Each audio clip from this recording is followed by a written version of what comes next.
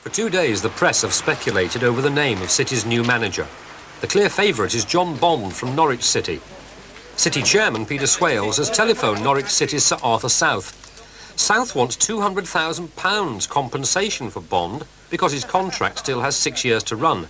But he gave Swales permission to approach his manager. Bond wants the job. He comes to Manchester to meet the board. My question has always been to you, who is the man, the genius, who's the god that could take over Malcolm's role here? One of the qualities of a manager, apart from knowledge of football and the ability to coach, is man management, and perhaps I should say boy management. Sidney, you've got John Bond's got his son in the side. I mean, you can't have gone through a more testing period, surely, with a young player coming through. And people saying he's no good at certain stages. I've heard John Bond say that himself. John Bond may indeed be the man we want. I'm just raising the point that we ought to know a little bit more about his ability and what his attitude is, and that can only come out in interview.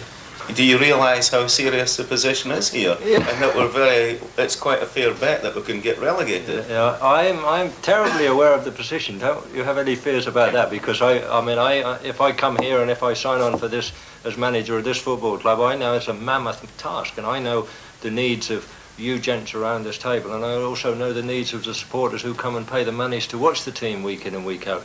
Because it's not Norwich City, like, you know, I think we're in the big time. I think you're in the big time. That's why I want to be manager of the place, and without any conceit, I don't think you'd have asked me up here today if I hadn't have got some ability, and I think I have the ability to lift your side and give it this certain amount of confidence and maybe a little bit more determination to go on and win a few games. What sort of order would you tackle the job in? What would be the first thing you would do? Well, I think the team overall has got to be realise that it's got to be terribly disciplined now. I ain't going to have people who are going about and excuse your expression, pissing about and sort of flouting the image of Manchester City about. I don't think that's right. You know, so if I feel that people are not. I came prepared to be a little disillusioned, but I'm very impressed with him. Yeah, that applies to you. Definitely. Ian? No, I couldn't make an assumption on what's happened here in a quarter of an hour. I wouldn't give an opinion. But you're not against it? I said before, I support the chairman of Manchester City, and I will support you in what you do. What I feel, I shall keep to myself. Chris? I'm very impressed with him. I think you've got a good fellow. Yes. Yes, very good. He's not disappointed me. Very good. Leave it to the chairman and... Point this for chairman. I won't beat about the bush, Johnny. It's subject to having that sort of Norwich side out, compensation side, you know, we'd like to offer you the job. Oh, that's very nice. We'd be pleased to accept it. Peter Swales managed to halve the Norwich chairman's compensation demand, and they agreed on £100,000. So John Bond left Norwich, but under a cloud. He took away with him his youth team manager and his chief coach, but left behind Norwich City's captain, his own son, Kevin. 3 days later, Bond arrives for his first meeting with the Manchester City players. Morning.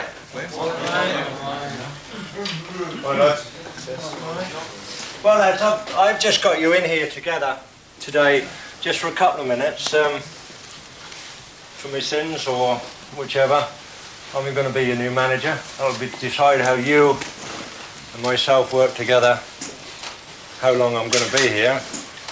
And if you reasonably may tell you that I intend to be here for some considerable time. So John Benson will be my assistant manager while I'm here. I'm not here to slag off what other people have done before me. I'm not here to slag off Malcolm Allison. Whatever you thought about Malcolm Allison, I thought twice as much. I played with him for an awful long while. He was my best friend, still is my best friend at West Ham for the years that we played together up there. So, as far as I'm concerned, he did a marvellous job, and I think, and I'm conceited enough to think, and that's why I'm in management, I'm just conceited enough to think that we can do better than what we've done.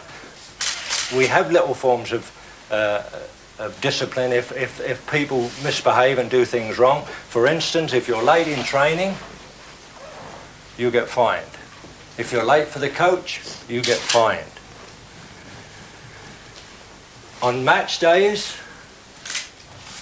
everybody, just everybody who comes to Carrow, sorry about that, Maine Road, for a first team match will wear a collar and tie and a jacket. A coat or tops. You don't wear pullovers, you wear a collar and tie and you wear either a jacket or a leather jacket. That will be done. If you don't do that, you'll be fined. The thing is about attitude. The thing is about having a good attitude of mind to the game. Don't you tell me you'll wake up Saturday mornings and you won't feel like playing. You'll feel a little bit indifferent. The thing is about your mind and your attitude of mind when you get out on that football field. I shall be pushing you, I shall be shoving you, I shall be demanding from you. Give it me, and with all the conceit in the world, I'll tell you that you'll find me as good as anybody in the country in terms of looking after you. Don't do it, and you can be on your bike as quickly as that. I can't spell it out any quicker or any easier than that to you. I shall be looking and asking an awful lot from you from now on in. When I was manager at Bournemouth and Ted McDougall was a player underneath of me, he said that I don't think you should ask players. There was times when I'd ask players certain things, and he said, I don't think you should ask players what to do. He said, I think that you should tell them what to do, he says, and they respond far more readily to that sort of thing than they do if you ask them. And I think he's absolutely right. I think that they need to be disciplined, and if there is discipline about, I think that they like it. I think sometimes it cut across their path and they get a little bit sort of upset about it all, but basically they like the thing to be a disciplined, well-run sort of outfit, and it suits them far better. Bond City won 10 out of the next 13 games. Everybody was arguing about where the magic had suddenly come from. Allison said Bond had only inherited his players who were bound to come good. Bond said he found the players confused when he arrived. He bought 4 experienced players to add to Malcolm's side, but 3 of them couldn't play in a League Cup tie. So here was John Bond's biggest test. Could Bond beat West Brom with Allison's team? To make it worse, City begin by giving away an own goal.